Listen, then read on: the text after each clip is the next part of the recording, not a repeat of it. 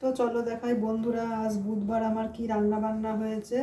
প্রথমে হয়েছে এই যে ভাত, একদম গরম ভাত প্রতিদিনকার মতন। আর তার সাথে করে নিয়েছি এই যে পেঁপে দিয়ে আর উচ্ছে দিয়ে এই যে তেঁতোর ডাল।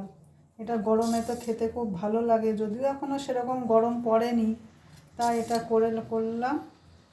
রাঁধুনি, তেজপাতা, শুকনো লঙ্কা, ফোড়ন দিয়ে করেছি, একটু আদা বাটা দিয়েছি। এই যে দেখতেই পাচ্ছ তোমরা কেমন হয়েছে। এই যে পেঁপে দিয়ে আর উচ্ছে দিয়ে এই যে তেঁতোর ডাল, এটা অনেকে এটাকে শুক্তোর ডালও বলে। তা যাই হোক, আর ডালের সাথে খাওয়ার জন্য করে নিয়েছি এই যে আলু চোখা। এই যে আলু চোখা বা আলু মাখা যাই বলো না কেন, এইটা। আর আছে আলু ভাজা, এই যে আলু দিয়ে পেঁয়াজ দিয়ে আলুটা ভেজেছি। আর তার সাথে আছে আর একটা জিনিস, এটা হচ্ছে এই যে কাতলা মাছের মাথা দিয়ে এটা করেছি। এই যে কুমড়ো দিয়ে আর আলু দিয়ে মাখা মাখা করে করেছি, এই যে কাতলা মাছের মাথা দিয়ে।